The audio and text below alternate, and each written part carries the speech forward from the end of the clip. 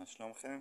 השבת אנחנו הולכים לקרוא בתורה בפרשת, נכון מאוד, יפה מאוד, בפרשת שלח לך. אז פרשת שלח לך היא מתחילה שבני ישראל נמצאים במדבר, הולכים במדבר, הולכים והם עוצרים באיזה מקום, ואז משה מבקש מהשם, והשם מרשה לו לקחת 12 אנשים שילכו לבדוק את ארץ ישראל. הם ילכו לבדוק מה המקום הכי מתאים, הם ילכו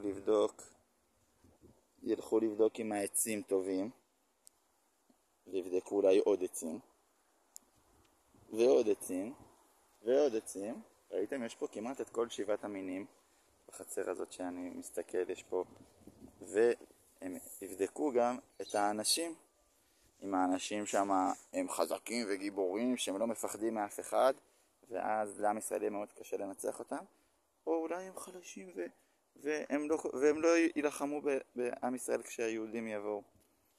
והם הולכים ובודקים, הם מגיעים עד למקום והם מוצאים בו ענבים, ולוקחים את הענבים, זה הענבים הרבה יותר גדולים ממה שיש פה, פה זה רק התחלה של הענבים,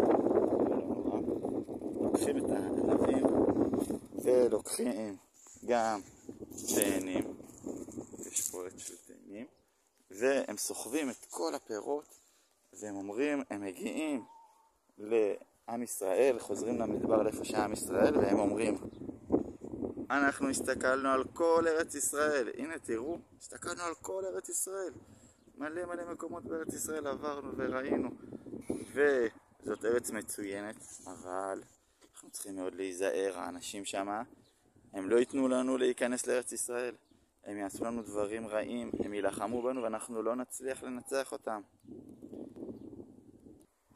היו רק 2 אנשים שהיו בארץ ישראל, שהלכו לרגל את ארץ ישראל, 2 אנשים צדיקים, יהושע בן נון וכלב בן יפונה, הם קמים ואומרים, מה פתאום, ארץ ישראל זאת ארץ מצוינת, אנחנו נהיה חזקים, אנחנו נבוא ואנחנו נילחם ברשעים ואנחנו ננצח אותם, אנחנו נצליח לכבוש את ארץ ישראל, השם הבטיח לנו ואנחנו נצליח להגיע לארץ ישראל, אנחנו לא נוותר, אנחנו נשקיע ונילחם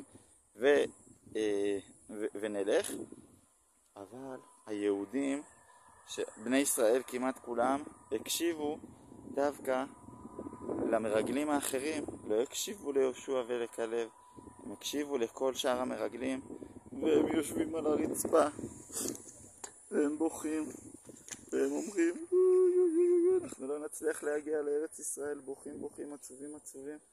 אומרים, אנחנו לא נוכל להגיע לארץ ישראל, מה זה, לאיפה השם רוצה לקחת אותנו? אנחנו מעדיפים לחזור למצרים, היה לנו הרבה יותר כיף. והשם, כשזה קורה, השם כועס מאוד על היהודים, הוא אומר, מה זה הדבר הזה? הוצאתי את בני ישראל מארץ מצרים בשביל שהם יגיעו לארץ ישראל, ועכשיו שהם מתקרבים כל כך, הם ככה מתנהגים, הם לא רוצים לקבל את הארץ הטובה שאני רוצה לתת להם, והם בוכים, השם כועס מאוד. ואז משה מבקש ממנו, השם בבקשה תסלח לעם ישראל, למרות שהם דיברו לא יפה על ארץ ישראל, תסלח להם. והשם מסכים קצת לסלוח להם, אבל עדיין הוא אומר, כל האנשים שדיברו לא יפה על ארץ ישראל, הם לא יוכלו להיכנס לארץ ישראל, הם לא יוכלו לראות את כל הארץ הטובה הזאת, לא יוכלו לראות אותה, הם יישארו במדבר, והם לא יוכלו להיכנס בחיים לארץ ישראל. אז באמת, והשם אומר להם, למשה, עכשיו בני ישראל יצטרכו להיות 40 שנה במדבר, הם לא יגיעו מיד לארץ ישראל. על כל יום שהמרגלים היו בארץ ישראל, הם יצטרכו להישאר שנה שלמה במדבר. יום לכל שנה, המרגלים היו 40 יום, זה 40 שנה שבני ישראל יצטרכו להיות במדבר וללכת, ולפעמים הם יעצרו, ולפעמים הם ילכו, אבל הם יישארו רק במדבר ולא יוכלו להיכנס לארץ ישראל, כל האנשים האלה. אחרי שבני ישראל רואים שהשם כל כך כועס, היו כמה שאמרו, אם השם כל כך רוצה, אז אנחנו ניקח מהר את הכלי נשק שלנו, ואנחנו ננסה ונעלה וננסה להילחם בגויים, ברשעים שיש פה, ואולי אנחנו נצליח. אבל משה אומר להם, עכשיו השם לא רוצה שאתם תלכו.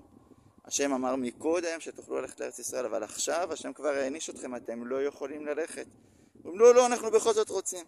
מנסים להילחם אוי ואבוי, הם לא מצליחים. הדבר הזה קוראים חטא המעפילים. היהודים ששמעו שהשם כועס על זה שהם לא רוצים ללכת לארץ ישראל, אמרו, טוב, אנחנו נלך עכשיו. אבל השם אומר להם, עכשיו זה כבר לא הזמן, אתם צריכים קודם לקבל את העונש שלכם, ורק אחר כך להיכנס לארץ ישראל. ובגלל שהם לא הקשיבו, אז הם לא יצליחו לנצח במלחמה. ובהמשך הפרשה יש לנו עוד כמה מצוות חשובות. יש לנו את מצוות הפרשת חלה, נכון? כשאנחנו בבית לפעמים אמא אלופה, ובטח גם סבתא לפעמים, מכינות חלות. וכשאנחנו מכינים את החלה, אז בזמן שהיה את בית המקדש, אז אמא לוקחת חלק מתוך הבצק ומביאה אותו לכהן. הכהן לוקח חלק מהחלה, וככה יש לכהנים הרבה חלות שהם יכולים לאכול, לחמניות, חלות או כל דבר אחר שאנחנו מכינים. אז זה מה שהיה בזמן של בית המקדש. והיום אנחנו עושים זכר לזה, אנחנו לוקחים חתיכה מהבצק ושמים אותה בשתי שקיות, מניחים אותה בפח. זאת מצוות הפרשת חלה. ויש עוד כמה מצוות וקורבנות מאוד חשובים. ובסוף הפרשה, כמו ששמעתי שאביחי האלוף ידע במפגש זום לומר, יש לנו מצווה מאוד מאוד חשובה.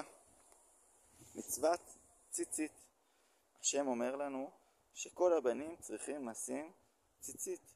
וכשאנחנו רואים את הציצית, אז אנחנו יכולים לזכור את כל המצוות שהשם נתן לנו. הבגד הוא תמיד נמצא עלינו, והנה אתם רואים אפילו אבא עכשיו בצבא ובכל מקום, תמיד אנחנו משתדלים ללכת עם בגד הציצית, וככה אנחנו זוכרים את כל המצוות היפות שהשם הביא לנו. אז שיהיה לכולנו שבת שלום ומבורך, ואני מאוד מאוד אוהב אתכם, מתגעגע אליכם. להתראות אהובים.